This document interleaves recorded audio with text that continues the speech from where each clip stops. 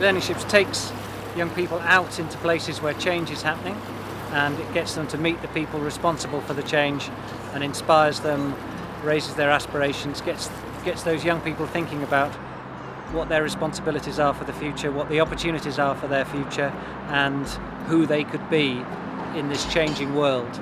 It's about being a citizen in Bristol and what you could do to improve what Bristol is for people growing up in Bristol, for people living in Bristol. The Avon is the main river, and one of the chief things about the Avon is it's tidal. It's very important historically and culturally and everything else. So we're floating on high tide now, and that's what ships have done for centuries.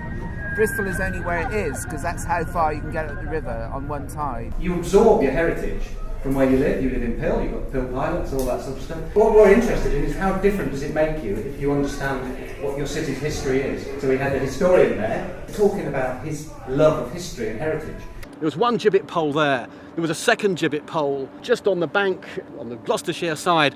Both of them murderers. One put up 1741, the other 1761. Now both gone, but still standing when the first Ordnance Survey map was produced in 1816, 1817. Imagine yourself sitting in a classroom studying the history of the city of Bristol and its connection to the sea. First of all, the sea seems like such a long way away. You have to go all the way down the River Avon to get there. It's 7 miles of twisting, muddy stretch. Then they say to you, oh, if you're in the middle of Bristol, at any point until they paved over the River Frome, so outside the watershed, that was shipping. There was shipping all the way down the Welsh back and all the way, it was all shipping. But you have to imagine it because it's gone. If you get down here, get to Pill and then beyond and out to Avonmouth itself, it's a much easier place to use the historical imagination. We did this project with another group and they went, yeah, it's really important, really important. And then they sat around and they thought, ain't going to happen. It's Bristol, isn't it? And they walked off it. They just walked away from the idea that they had something to contribute to that because somebody else will sort it out. So, I mean, Bristolians need to have a sense of how their city was built. They need to have some sort of sense of, identify with it, and to, for goodness sake, build something new and modern and futuristic. But do not throw out the spirit of the place, the germ of the place that makes it what it is. If you don't understand the history of the way this river has nourished the city, and you just kind of homogenise it, you just lose so much. You need to keep a sense of the past about you as you plan your future.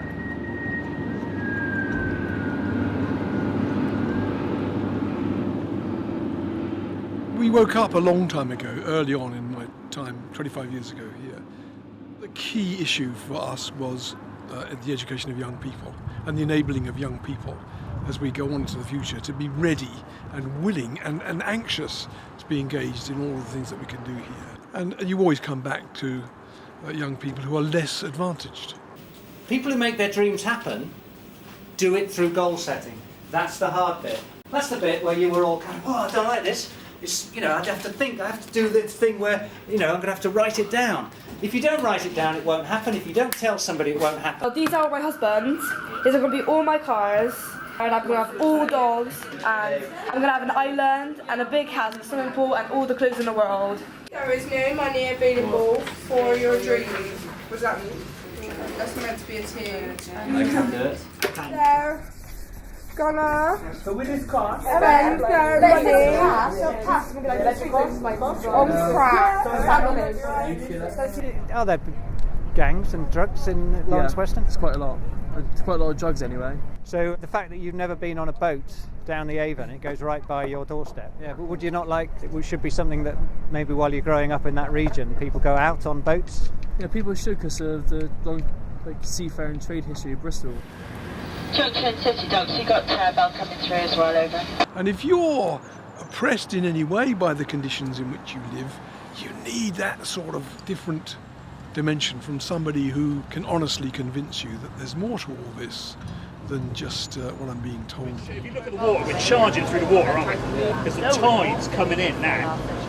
So the water is flowing into Bristol and it's getting higher and higher and higher. We're racing against it. The money that's donated towards learning ships is used to fund the extras that wouldn't be afforded by a school. So a school might have a classroom, a school might have a teacher. That teacher, that classroom is now on the move. Now the last tsunami in Bristol was 1607. It came 14 miles inland, killed off a load of livestock, an awful lot of people. it is felt by some people that Bristol will flood once sea levels rise to a certain extent and the tides become too vast. So there are plans among some people to build either a barrage or a barrier at the bottom of the River Avon to keep all the water in the River Avon and effectively extend the floating harbour all the way from Bristol down to the sea. So they barraged the Taff Estuary in Cardiff basically for real estate development. The excuse for all that development is that we're all going to drown in floods if we don't do something about it. But really it is about big business moving in on a piece of the natural environment. Before you know where you are, there'll be marinas and there'll be fancy hotel suites. The 2050 vision just looks at what Bristol could look like in 40 years' time. It points to some particular advantages that we have that we're not mining to the full.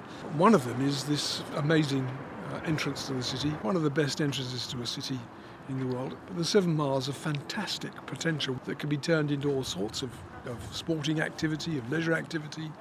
So where do you guys live? Pill. Oh right, so you see it all. Yeah. Well, you can't, all the history of all the pilots and things is amazing. It's very romantic about it, yeah. Because it sometimes floods where the creek is, and there's a road with like loads of houses on. So I guess if climate change should happen, they just get flooded.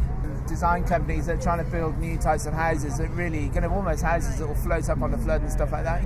We need to always be looking for the cleverest solution, and I think a barrage is a very old idea. There's much cleverer ways of doing stuff. You can generate power without building a barrage easily. But so in the end, wouldn't a barrage be cheaper than all of these, like changing all the houses so that they're like technologically but cheaper more is not.